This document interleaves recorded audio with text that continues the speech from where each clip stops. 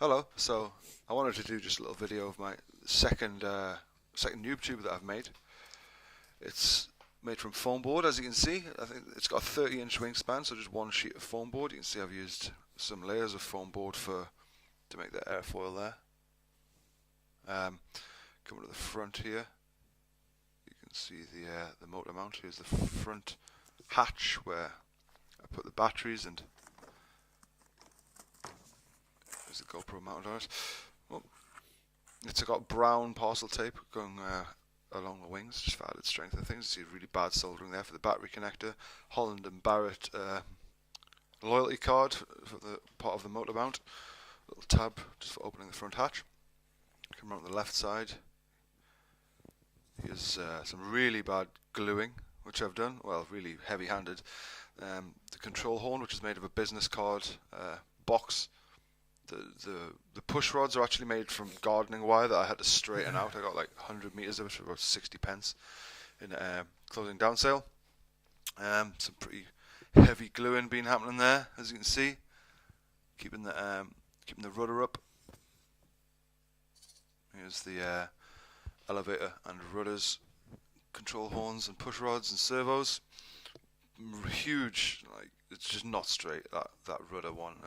I know now what I need to do differently in future, particularly with the point of contact between the control horns and the push rods, because they're not getting equal deflection either way.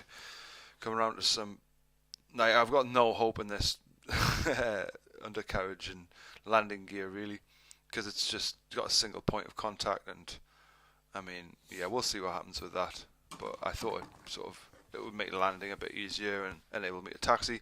Here's the kind of chamfered tail end of it, just so that it sits on the ground a bit more. So it's a bit more plain looking, you know, a bit more aesthetically pleasing, and also the angle of attack should be higher when the plane goes along and wants to take off. So starting us off in the garden, I just wanted to taxi it, and I just wanted to see kind of how the wheels, the undercarriage wheels worked, and you know how if I was putting enough rudder on to steer. And you know, sometimes I thought I was getting some, there's me in the daffodils, some steerage way, but honestly it wasn't happening. Pretty soon they were just wobbling. I mean, pretty ridiculous. It was to the point that I was putting it on the ground with the wheels pointing where I wanted it to go.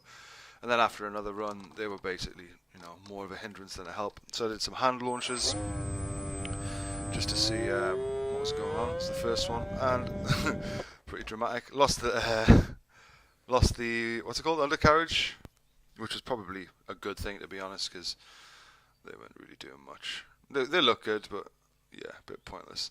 I thought I'd do a little high throttle hand launch. I mean, I didn't want it to go over the trees or anything, but I just wanted to see, does it fly?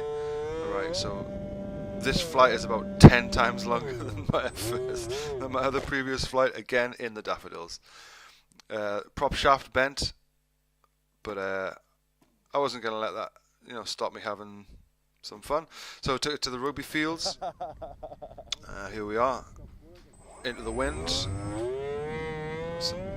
Oh, there we are, up in the air. I'll be quiet.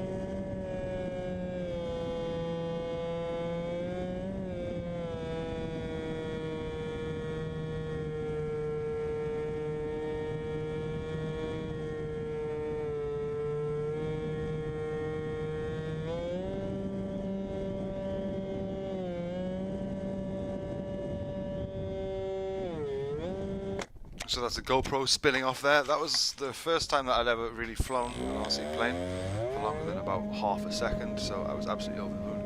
Did another flight after that without the camera on, and it worked a lot better, so I put the camera on again. This is the third flight that we did with it, actually.